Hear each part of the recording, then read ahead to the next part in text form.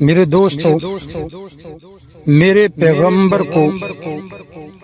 ایسی بلند شان اللہ تعالی نے عطا فرمائی جس کا آپ اندازہ بھی نہیں کر سکتے۔ معراج کی رات انبیاء کرام مقتدی بنے، لیکن میرے محبوب صلی اللہ علیہ وسلم کو آگے کر کے امام بنا دیا۔ ایسی بلند شان کہ خود اللہ تعالیٰ فرماتے ہیں کہ میرا پیغمبر ایسی بلند و بالا شان والا ہے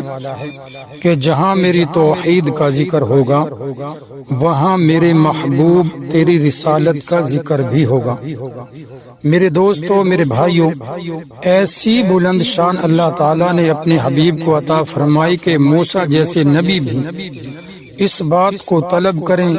کہ اے کاش میں آخری رسول کا امتی ہوتا۔ ایسی بلند شان کہ پہلے نبی قوموں کے، پہلے نبی قبیلے کے، پہلے نبی محلے کے، پہلے نبی بستی کے، پہلے نبی شہر کے، لیکن اب فرما دیا میرا آخری نبی آنے والی پوری امت کا نبی ہوگا۔ میرے دوستو، یہی تو معنی ہے آیت کریمہ کا،